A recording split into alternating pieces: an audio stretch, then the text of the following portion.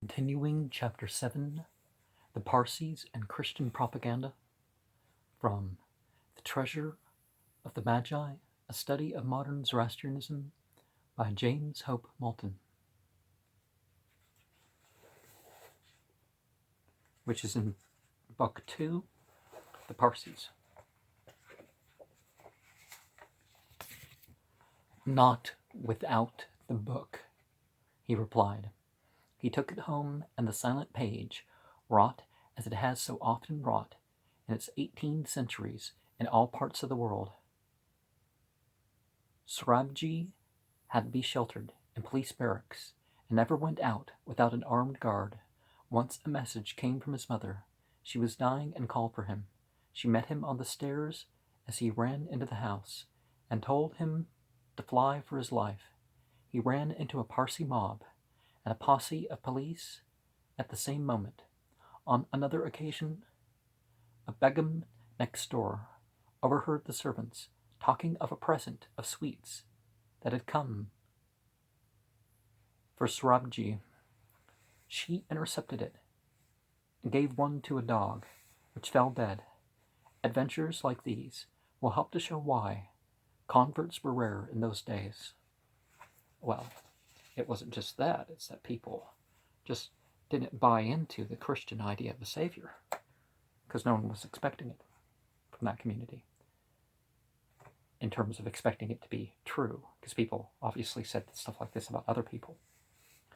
A community that has so conspicuously marched in the van of progress naturally does not use those carnal weapons now, but the public opinion of a proud and intensely exclusive people has other methods of making itself felt. When Mrs. Gulbai Vakil of the Settlement for University Women in Bombay fled to Christ from the tyranny of the Vendidad, while the Bible has plenty of tyrannies, like saying that women can't speak in public, or at least in church, depending on your version of the Bible, she was admonished by the high priest that she would make her life most unhappy in this world as well as in the next. The prophecy has not fulfilled itself in this case. A happy home with new friends has justified once more their supposed promise anyways, to those who left all for him, but few are made of the stern enough material to regard with courage the severance of such strong ties. There seems to be something in the Parsi mind which makes it peculiarly difficult to drive home the claims of him to whom the Iranian prophet so truly bore witness. Dr. Dalla assures the writer that not 25 Parsis since Wilson's day have embraced Christianity. It would be difficult to check the statement, but there are no conspicuous facts to refute it. He told of his attending the meetings for students held by Dr. John R. Mott in Bombay. Under the appeal of a man so manly and persuasive, a great many students gave their names as willing to study the Bible. The Dastur noticed a dozen or more Parsi students putting down their names and went to look after his flock. He was assured that he need not trouble. The names and addresses were purely imaginary.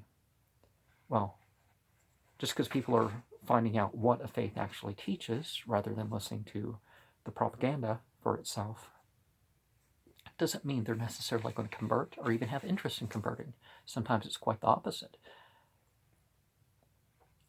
Dr. Dalla's estimate of the success of Christian propaganda among Parsis in the last generation may be compared with the experience of Christian characters who have for many years brought powerful influence to bear upon these people.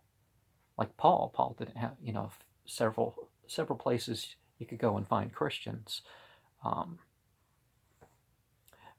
Miss Dobson of the University Settlement, Bombay, writes thus: "My own firm conviction is that at the present moment the Parsis are more hardened than they have ever been towards Christianity, the reason being that most active spiritual desire has been diverted into theosophy. after finding out more about the Bible, they figured, yeah, this isn't quite it. This has taken place because there was a certain amount of genuine desire after truth and a certain amount of soul hunger, but those who became Christians had such a hard time of it that others who might have been willing to follow felt that the path was too hard, and therefore chose a course which to some extent satisfied their cravings, and which did not force them to deny the Zoroastrian faith. It was, in fact, the easier path, and so they followed it. I know that at present there is a great deal of philanthropy going on, and at the present time the ladies are indefatigable in war walk, etc. But as far as spiritual desire goes, I feel that it is at a low ebb. Many have studied the Bible, and their knowledge, instead of benefiting them, has seemed to harden them, as it is always the case when people reject truth. We have already suggested some reasons why the Parsi mind has proved hard ground for the reception of the seed of his kingdom. Before attempting further analysis, it will be well to listen to Parsi witnesses. No weightier could be called than Malabari, who was so specially the anima naturaliter Christiana. The following remarks on the question can be trusted from him.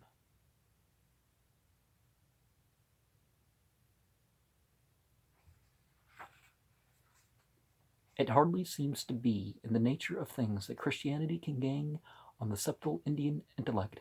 As a race, we have little impulse or emotion in a matter like this, and thus what is readily accepted by the exquisitely nerved European as the direct instance of revelation with us sinks into a burst of pure fanaticism, faith which precedes and supersedes thought with the devout Christian, and which has been from time to time working magically on the most sublime intellects of the West, seldom actuates the heart of the proud Asiatic, who strives to purchase salvation with work and never stoops to accept it as alms, as it assuredly would be if faith were to be his only merit.